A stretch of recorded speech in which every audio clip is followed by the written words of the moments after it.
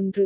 மே மாத தொடக்கத்தில் இருந்து மகாராஷ்டிராவின் பல பகுதிகளில் பெய்து வரும் பருவமழைக்கு முந்தைய மழை விலை வீழ்ச்சியால் ஏற்கனவே மன அழுத்தத்தில் இருக்கும் மாநில வெங்காய விவசாயிகளின் கவலைகளை அதிகரித்துள்ளது. 2. துருக்கிய ஏர்லைன்ஸுடனான அதன் குறியீட்டு பகிர்வு மற்றும் விமான குத்தகை ஒப்பந்தங்கள் குறித்து மத்திய அரசு இண்டிகோவுடன் கலந்துரையாடும் என்று மத்திய சிவில் விமான போக்குவரத்து அமைச்சர் ராம் மோகன் நாயுடு தெரிவித்தார்.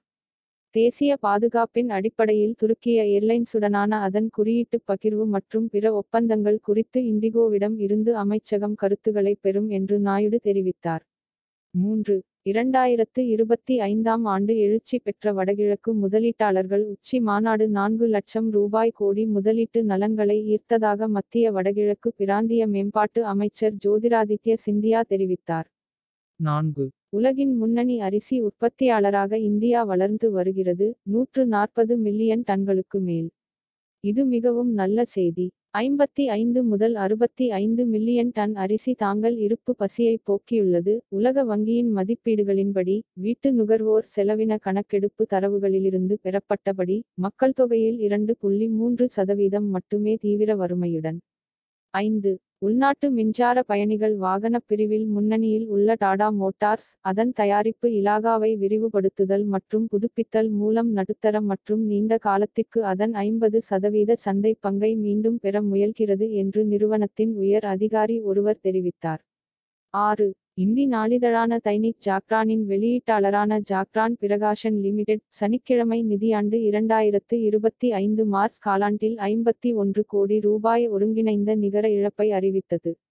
முந்தைய நிதியாண்டின் ஜனவரி, மார்ச் காலாண்டில் நிறுவனம் 6 கோடி ரூபாய் நிகர லாபத்தை ஈட்டியதாக ஜாக்ரான் பிரகாஷன் லிமிடெட் (JPL) பரிமாற்ற தாக்கல் தெரிவித்துள்ளது. 7. அரசுக்குச் சொந்தமான மின்சார நிறுவனமான NTPC, அதன் உற்பத்தி வணிகத்தின் அதிகரித்த வருவாயால், நிதியாண்டு 25 மார்ச் காலாண்டில் ஒருங்கிணைந்த நிகர லாபம் கிட்டத்தட்ட 22% உயர்ந்து 7,897 ரூபாய் கோடியாக உயர்ந்துள்ளதாக சனிக்கிழமை தெரிவித்துள்ளது. 8. பெங்களூருவை தளமாகக் கொண்ட புற்றுநோயியல் சார்ந்த சிறப்பு சுகாதார வழங்குனரான healthcare global enterprises (HCG), March 31, 2025 உடன் முடிவடைந்த காலாண்டில் லாபத்தில் கூர்மையான சரிவை அறிவித்தது. வரிக்குப் பிந்தைய நிறுவனத்தின் ஒருங்கிணைந்த லாபம் ஆண்டுக்கு ஆண்டு 65% குறைந்து 7 ரூபாய் கோடியாக குறைந்துள்ளது, இது கடந்த ஆண்டின் இதே காலாண்டில் 21 ரூபாய் கோடியாக இருந்தது. 9. EPC நிறுவனமான டிரான்ஸ்ரெயில் லைட்டிங் டிரான்ரெயில், மார்ச் காலாண்டில் ஒருங்கிணைந்த நிகர லாபத்தில் 27% உயர்ந்து 126 ரூபாய் கோடியாக உள்ளது, இது அதிக செயல்பாட்டு வருவாயால் உந்தப்பட்டது. 10.